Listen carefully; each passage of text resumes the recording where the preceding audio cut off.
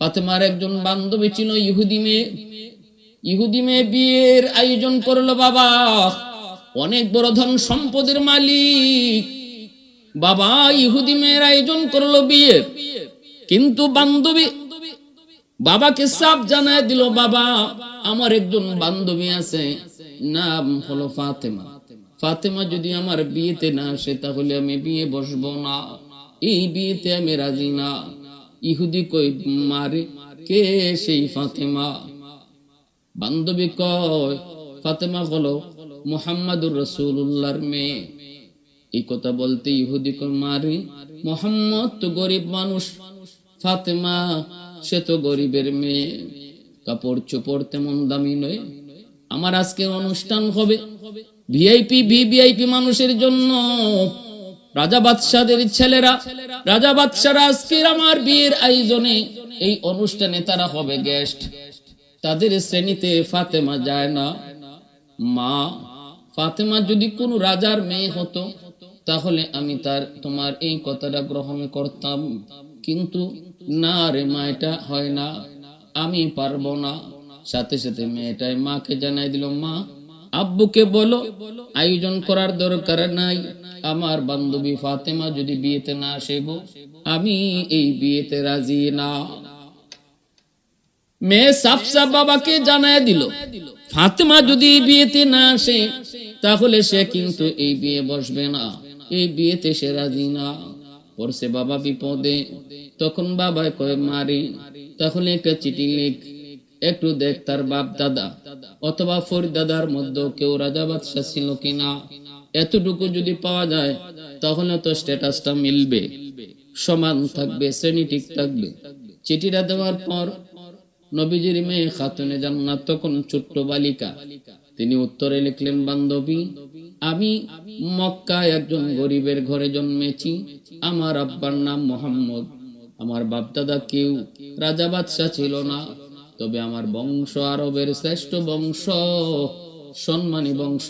আর এতটুকু মনে রাখো, পৃথিবীতে যত রাজা বাদশার জন্ম হয় সকল রাজার রাজা যিনি, আসমানের মালিক, কুল কায়নাতের মালিক, সকল বাদশার বাদশা যিনি, তার বন্ধু হলেন আমার আব্বা। উলফত মে তেরি ওয়াইসি নে দান কতুরা, বু বকর উমর নকশে কদম তেরা না ছোরা। उल्फत में तेरी वैसी ने दंदान को तूरा, बू बकर उमर नक्श कदम तेरा न छूरा। आयुषा के नबी वाकी असरार मदीना, सुल्तान का सुल्तान है सुल्तान मदीना, सरकार का सरकार है सरकार मदीना, गुलजार का गुलजार है गुलजार मदीना। अल्लाह ने मक्का ही में ये काबा बनाया, इस काबा का काबा तेरी मरकद को बनाया। अल्लाह ने मक्का ही में ये काबा बनाया, इस काबा का काबा तेरी मरकद को बनाया।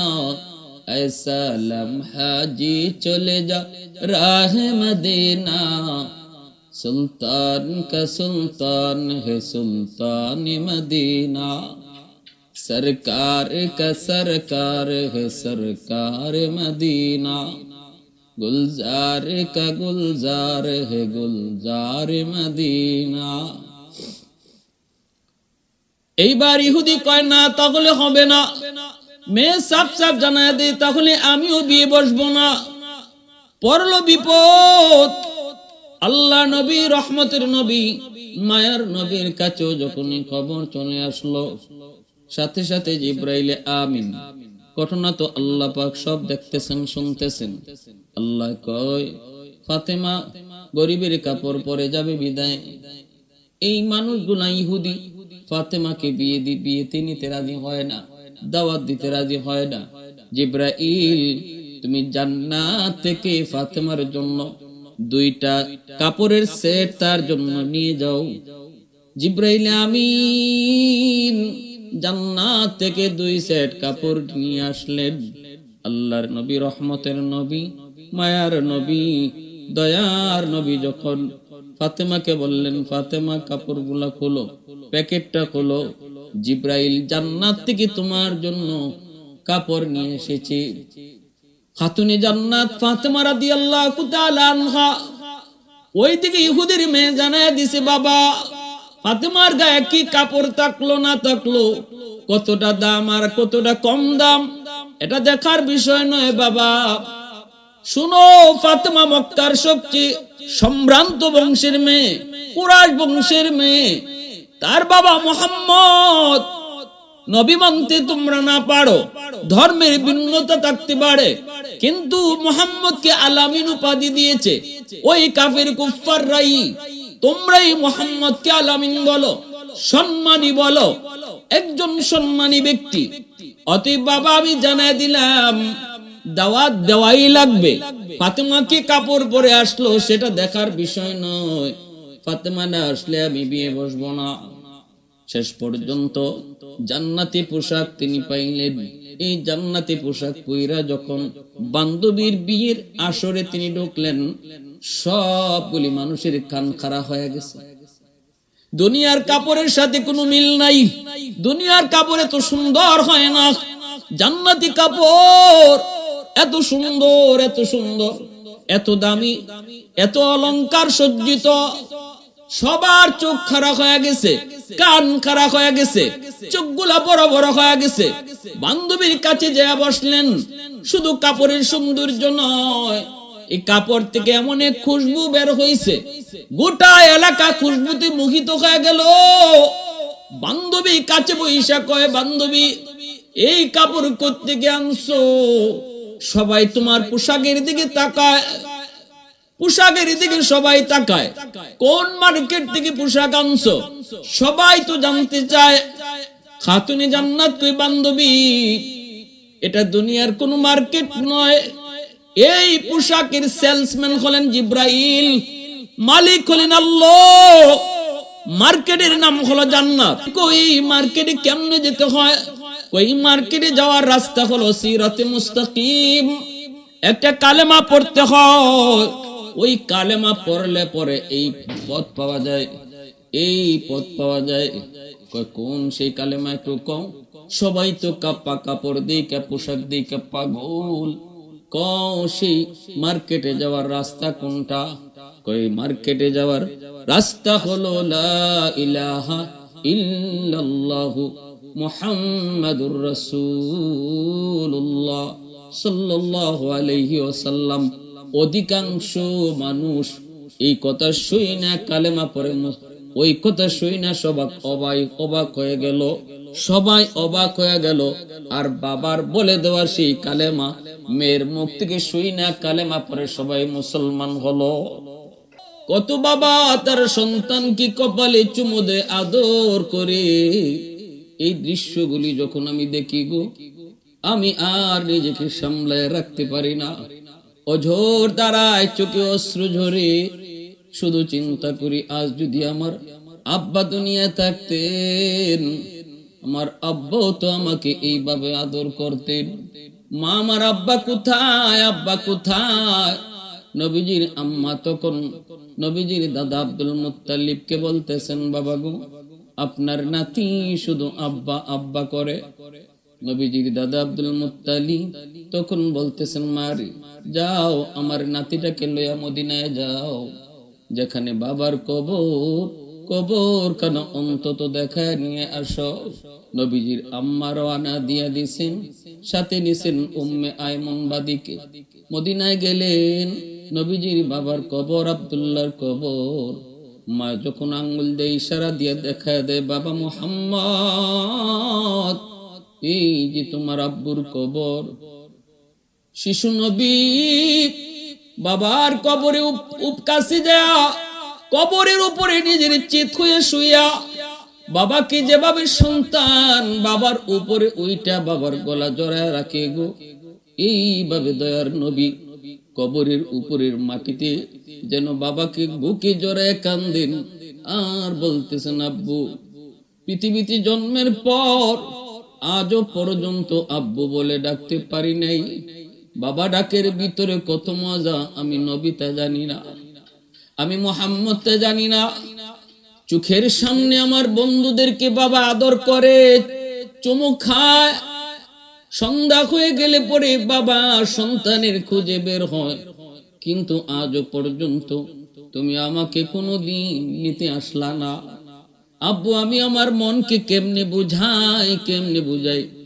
এই বইলা যখন দয়ার নবী ইনিয়ে বিনিয়ে কানতেছেন, কয়েকজন ইহুদি নবীর কান্না দেইকা তারাও কান্না শুরু করলো। ইহুদি একজন পাদ্রী, সে তাওরাত কিতাবের পণ্ডিত ছিল। নবীজির কান্না দেইকা এবং নবীজির চেহারা দেইকা, নবীর লক্ষণগুলি দেইকা ইহুদি পণ্ডিত চিনে ফেলেছে এই বালক তো মুহাম্মদ, মনে হয় আখির নবী। সাথে সাথে ডাক দিয়া বলতেছে, মা গো এই বাচ্চা বুঝি তোমার? নবীজির আম্মা কান্দেন আর চোখের পানি মুছে বলেন হ।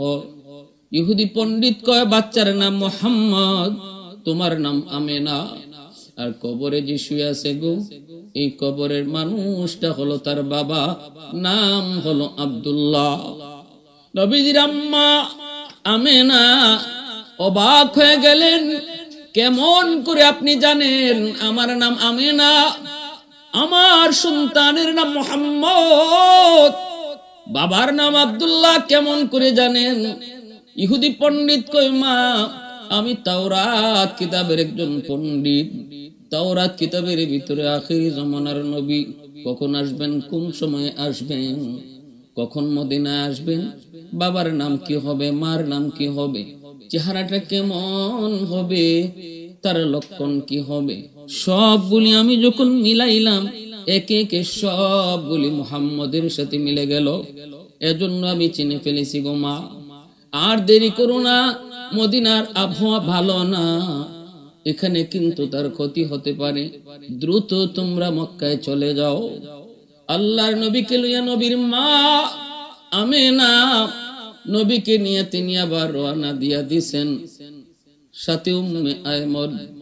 মক্কা মদিনার মাঝামাঝি রাস্তা বোয়া, যেখানে কোনো মানুষ নাই, ঘর নাই, বাড়ি নাই, এমন এক জায়গায় আসা মাত্রই রাত শেষ রাতের দিকে নবীর মা আমিনা তিনি অসুস্থ হয়ে পড়লেন। প্রচন্ড জোর, মুহূর্তের ভিতরে তিনি আর পা চলে না, মুহূর্তের ভিতরে আর সামনে যেতে পারেন না, জায়গায় তিনি শুয়ে পড়লেন। চরম পর্যায়ে শরীরের অবনতি। সাথে সাথে ডাক দিয়ে বাপ মুহাম্মদকে ডাক দিয়ে আনতেন। কাছে আইনা বলেন, বাবা মুহাম্মদ আয়, বুকে আয়, আয় বাবা বুকে আয়। মনে হয় সূর্য ডোবার পরই আর মা দুনিয়াতে থাকবো না। আয় বাবা বুকে আয়। কেমন করে মা তোরে কই, কেমন করে মা তোমারে বুঝাই? বাবার কবর দেখতে আইসা মা কেউ হারাইতেছো, বাবার কবর দেখতে আইসা মা কেউ হারাইতেছো, কেমনে তোমারে কই রে বাবা? আয় মার বুকে আয়, এই বুক আর কোনোদিন পাইবা না। আয় বাবা আয়। শিশু নবী মায়ের বুকের উপরে ওইটা হাউমাউ করে কান্দে আর কই, মা ও মা তুমি আমাকে সাগরের মাঝখানে কার হাওলা করে যাইতেছো গো মা? নবীজির আম্মা আমেনা চোখের পানি মুছে আর কই, তোমার হাওলা আমার আল্লাহ, আমার আল্লাহ তোমার জিম্মাদার, জিম্মাদার, জিম্মাদার। উম্মে আইমনকে ডাক দিয়া কাছে আইনা উম্মে আইমনের হাতটা নবীর হাতের লাগে মাঝে লাগাইয়া নবীজির আম্মা কাঁদতেছে আর কয়, উম্মে আইমন আজ থেকে আমার মুহাম্মদকে তুমি আমার মতোই দেখবা, আমার মতোই আদর করবা, যেন মার অভাবটা তোমার কাছ থেকে পূরণ হয়। উম্মে আইমন তোমার কাছে আমি দুনিয়ার বাহ্যিক দৃষ্টিতে তোমার কাছে আমার মুহাম্মদকে রেখে গেলাম। নবীর গালে কপালে চুমু খাইতে লাগলেন, চোখ থেকে অশ্রু ঝরে। নবীজি হাউমাউ করে কান্দেন। আল্লাহ তার হাবিবকে মা হারা বানাইতেছেন এমন এক জায়গার যুবক যেখানে কোনো মানুষ নাই, যেখানে কোনো বসতি নাই, মরু প্রান্তর আবুয়া নামক জায়গায় আমার নবী দার নবী মাকেও তিনি হারাইলেন। আল্লাহর নবী রহমতের নবী উম্মে আইমনের হাত ধরে গভীর রাতে তিনি মক্কার দিকে রওনা দিয়েছেন। আবুয়া নামক জায়গায় মাকে কবর দিয়া শিশু নবী উম্মে আইমনকে নিয়ে তিনি রওনা দিয়েছেন মক্কার দিকে। আজও সে আবুয়া সেই স্মৃতি এখনো ধরে রেখেছে যুবক। সেখানে গেলে এমন কোন নবীর আশিক নাই, চোখ থেকে পানি ঝরে না। একজন শিশু সন্তান, শিশু বাচ্চা কেমন করে পারলো এই মরুভূমিতে মারে কবর দিয়া, মারে এখানে চিরনিদ্রায় শোয়া, কেমন করে রহমতের নবী পায়ে হেঁটে মদিনায় মক্কায় আসলো। নবীজি এরপরে যতবার মদিনায় গিয়েছেন ওই আবুয়া নামক জায়গায় গেলে পরে নবী সাহাবীদেরকে বলতেন, সাহাবীরা রে, কাফেলা একটু সময়ের জন্য থামাও। ওই যে আমার আম্মুর কবর, যেই মাকে আমি বাবার কবর দেখতে এসে হারাইছিলাম শিশুকালের সেই 6 বছর বয়সে, আমি আমার মার কবরের পাশে দাঁড়া একটু দোয়া করব, তোমরা আমার সাথে দোয়ার শরীক হইও।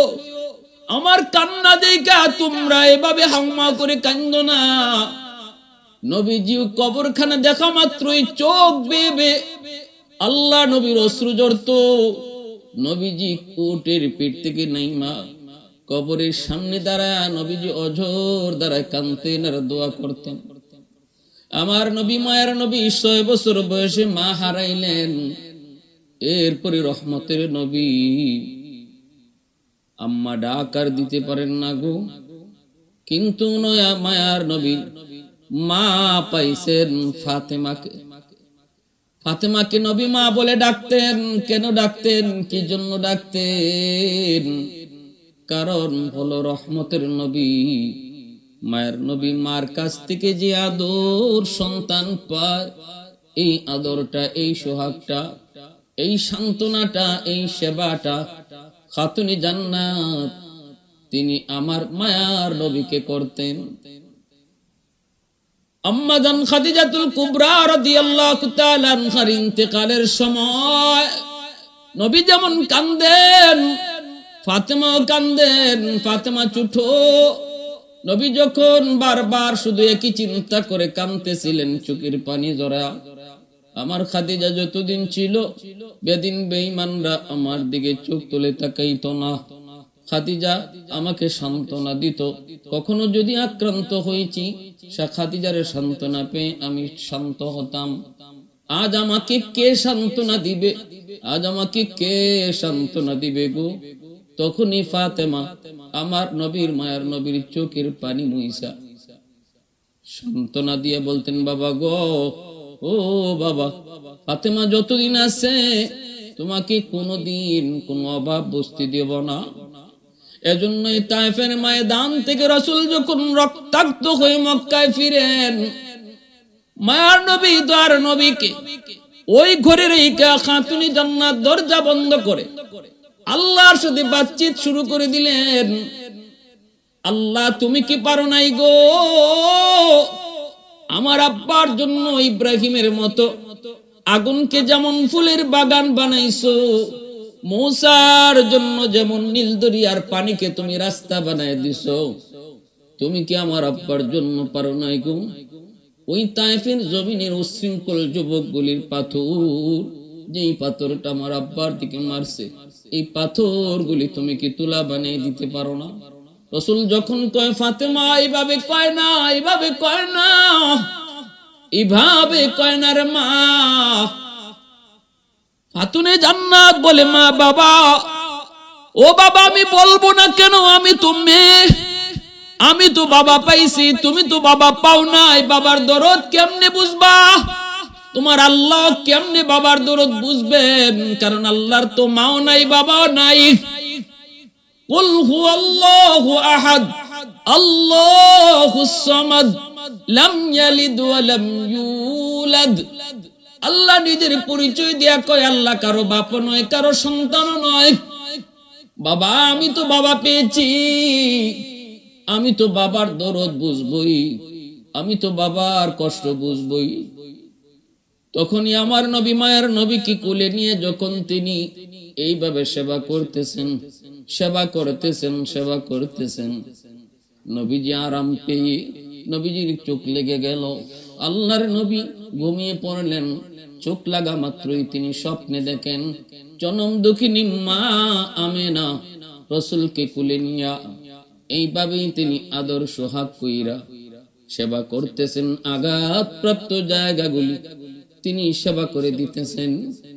আল্লাহ নবী স্বপ্নে মাকে পেয়ে হাত চাপ দিয়ে ধইরা বলতেছেন, মা গো, আর যেতে দিব না গো, আর তোমাকে যেতে দিব না। 6 বছর বয়সে আপুয়া নামক জায়গায় তোমাকে হারাইছি, আর আমি তোমারে যেতে দিব না গো মা। কইছিলা এতদিন, কইছিলা এতদিন, আর তোমাকে যেতে দিব না। এই বইলা নবী যখন ধরছেন, চিৎকার দিয়া যখন কইছেন মা, চিৎকার দিয়া যখন কইছেন মা, ঘুম ভেঙে গেল নবীজির। নবীজি ঘুম ভেঙে তাকায় দেখেন কলিজার টুকরা মেয়ে ফাতেমা, চোখ থেকে দর দর করে পানি পড়ে কান্দেন। নবী জিজ্ঞেস করেন, ফাতেমা তুমি কান্দো কেন গো? ফাতেমা তখন বলতেছে, বাবা গো, তুমি স্বপ্নে কি দেখছো জানি না, কিন্তু মা কয়া চিৎকার দিয়া আমার হাতটা এইভাবে ধরছো, এই যে দেখো বাবা, এখনো আমার হাতটা তুমি ধরে রাখছো। রাসূল কয়, মা আয় বুকে আয়, আয় বুকে আয়। আমি তো স্বপ্নে আমার মা আমেনার হাত ধরেছি, বাস্তবে যখন তোমার হাত ধরলাম, চোখ খোলার পর যখন তোমার হাতে আমার হাত, তাহলে মারে আজ থেকে তুমি আমার মা আমেনার জায়গায়, আজ থেকে তুমি আমার মা আমেনার জায়গায়। মা যেই সেবাটা সন্তানকে করে, তুমি আজ আমাকে ওই সেবাটাই দিতেছো। স্বপ্নে আমি যা দেখেছি বাস্তবতা ঘটলো। মা, আজ থেকে তুই আমার মা, তুমি শুধু আমার মেয়ে না, আজ থেকে ফাতেমা আমার মা। রাসূলের নবী, রাসূলের কন্যা খাতুনে জান্নাত ফাতেমা রাদিয়াল্লাহু তাআলা আনহা, এজন্যই নবীজি মা কইয়া ডাকতেন আর বলতেন, ফাতেমা তো বিদাতুম মিন্নি, ফাতেমা আমার কলিজার টুকরা। ফাতেমার একজন বান্ধবী ছিল ইহুদি মেয়ে। ইহুদি মেয়ে বিয়ের আয়োজন করলো বাবা, অনেক বড় ধন সম্পদের মালিক। বাবা ইহুদি মেয়ের আয়োজন করলো বিয়ে, কিন্তু বান্ধবী বাবাকে সাফ জানায় দিল, বাবা আমার একজন বান্ধবী আছে, নাম হলো ফাতেমা। ফাতেমা যদি আমার বিয়েতে না আসে তাহলে আমি বিয়ে বসবো না, এই বিয়েতে আমি রাজি না। ইহুদি কই, মারে কে সেই ফাতেমা? বান্ধবী কয়, ফাতেমা হলো মুহাম্মাদুর রাসূলুল্লাহর মেয়ে। এই কথা বলতে ইহুদি কয়, মারে মুহাম্মদ তো গরিব মানুষ, ফাতেমা সে তো গরিবের মেয়ে, কাপড় চোপড় তেমন দামি নয়। আমার আজকে অনুষ্ঠান হবে ভিআইপি ভিভিআইপি মানুষের জন্য, রাজা বাদশাদের ছেলেরা, রাজা বাদশারা আজকের আমার বিয়ের আয়োজনে এই অনুষ্ঠানে তারা হবে গেস্ট, তাদের শ্রেণীতে ফাতেমা যায় না। মা, ফাতেমা যদি কোনো রাজার মেয়ে হতো তাহলে আমি তোমার এই কথাটা গ্রহণ করতাম, কিন্তু না রে মা, এটা হয় না, আমি পারবো না। সাথে সাথে মেয়েটাই মাকে জানাই দিল, মা আব্বুকে বলো আয়োজন করার দরকার নাই, আমার বান্ধবী ফাতেমা যদি বিয়েতে না আসে গো, আমি এই বিয়েতে রাজি না। মেয়ে সাফ সাফ বাবাকে জানাই দিল, ফাতেমা যদি বিয়েতে না আসে তাহলে সে কিন্তু এই বিয়ে বসবে না, এই বিয়েতে সে রাজি না। পড়ছে বাবা বিপদে। তখন বাবা কয়, মারি তাহলে একটা চিঠি লিখ, একটু দেখ তার বাপ দাদা অথবা ফরিদাদার মধ্যে কেউ রাজা বাদশা ছিল কিনা। এতটুকু যদি পাওয়া যায় তাহলে তো স্ট্যাটাসটা মিলবে, সমান থাকবে, শ্রেণী ঠিক থাকবে। চিঠিটা দেওয়ার পর নবীজির মেয়ে খাতুনে জান্নাত তখন ছোট্ট বালিকা, তিনি উত্তরে লিখলেন, বান্ধবী, আমি মক্কায় একজন গরিবের ঘরে জন্মেছি। আমার আব্বার নাম মোহাম্মদ। আমার বাপদাদা কেউ রাজা বাদশাহ ছিল না, তবে আমার বংশ আরবের শ্রেষ্ঠ বংশ, সম্মানী বংশ। আর এতটুকু মনে রাখো, পৃথিবীতে যত রাজা বাদশার জন্ম হয়, সকল রাজার রাজা যিনি, আসমানের মালিক, কুল কায়নাতের মালিক, সকল বাদশার বাদশাহ যিনি, তার বন্ধু হলেন আমার আব্বা। उल्फत में तेरी वैसी ने दंदान को तूरा, बू बकर उम्र नक्श कदम तेरा न छुरा। उल्फत में तेरी वैसी ने दंदान को तूरा, बू बकर उम्र नक्श कदम तेरा न छुरा।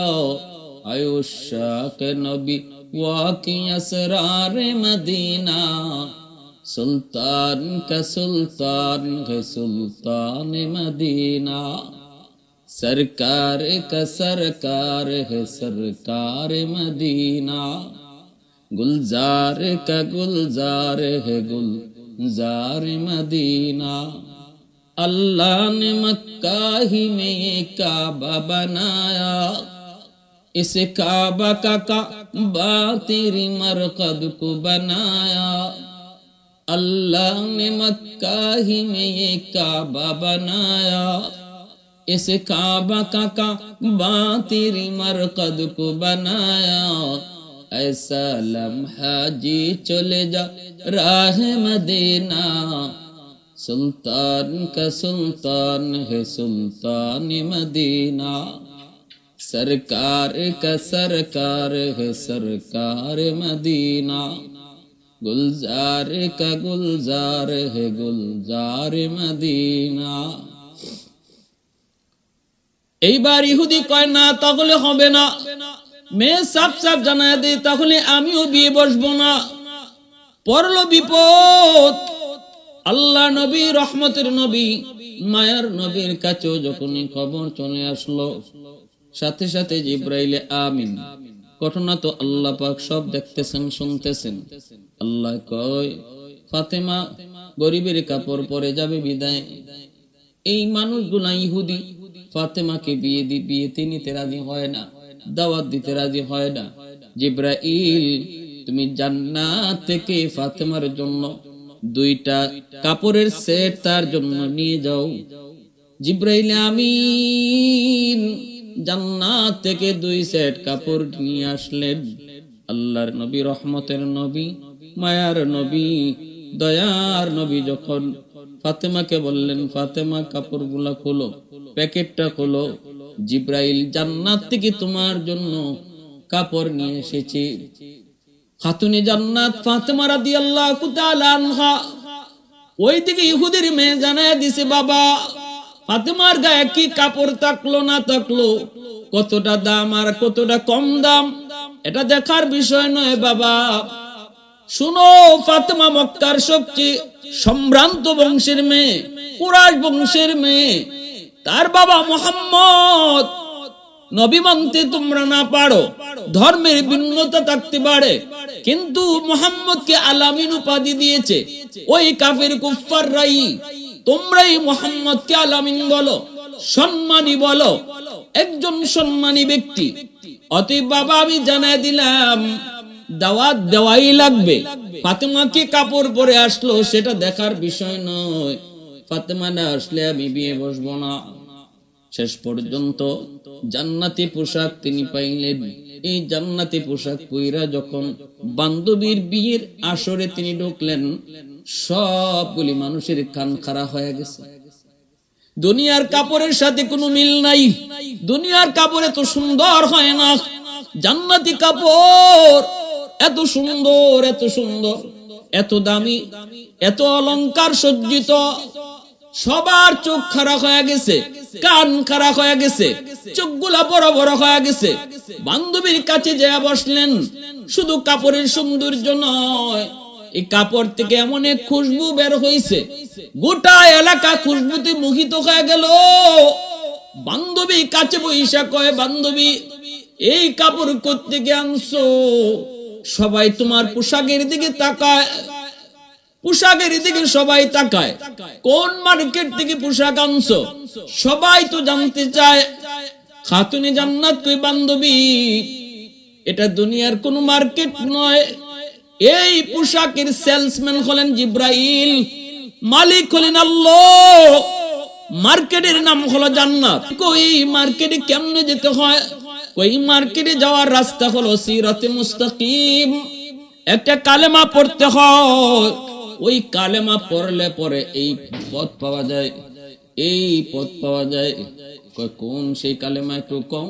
সবাই তো কাপা কাপড় দিকে পোশাক দিকে পাগল। কও সেই মার্কেটে যাওয়ার রাস্তা কোনটা? কই মার্কেটে যাওয়ার রাস্তা হলো লা ইলাহা ইল্লাল্লাহু মুহাম্মাদুর রাসূলুল্লাহ সাল্লাল্লাহু আলাইহি ওয়াসাল্লাম। অধিকাংশ মানুষ এই কথা শুই না কালেমা পড়ে, ওই কথা শুই না সবাই অবাক হয়ে গেল, সবাই অবাক হয়ে গেল। আর বাবার বলে দেওয়া সেই কালেমা মেয়ের মুখ থেকে শুই না কালেমা পড়ে সবাই মুসলমান হলো। উপস্থিত মজলিসে অনেকেই কালেমা পড়ে মুসলমান হলো।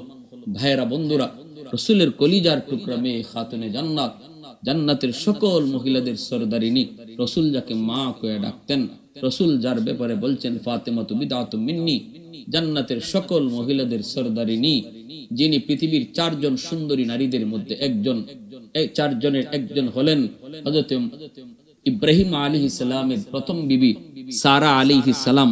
পৃথিবীর যে 4 জন সুন্দরী মহিলা ছিলেন, নারী ছিলেন, এর ভিতরে তিনি একজন। দ্বিতীয় জন হলেন হযরত মরিয়ম আলাইহিস সালাম, ঈসা আলাইহিস সালামের আম্মা। আরেকজন হলেন ফেরাউনের বিবি হযরত আসিয়া আলাইহিস সালাম, তিনি হলেন বিশ্ব সুন্দরী। চতুর্থ জন হলেন রাসূলের কলিজার টুকরা মেয়ে ফাতেমা রাদিয়াল্লাহু তাআলা আনহা। এত সুন্দর, সুন্দর শুধু চেহারা দেখে সুন্দর নয়, সুন্দর মাপ করা হয় চারিত্রিক দিকটাও যার সুন্দর ছিল। যেমন তার রূপ সুন্দর, তেমন তার চরিত্র সুন্দর। এই 4 জন মানুষ পৃথিবীর ইতিহাস গড়ে গেছেন। যেমন বাহ্যিক সুন্দর, তেমন ভিতরে ছিল তাদের সুন্দর। আল্লাহ পাক রব্বুল আলামিন খাতুনে জান্নাতের মতো আমাদের জীবন গড়ার তৌফিক দান করুন।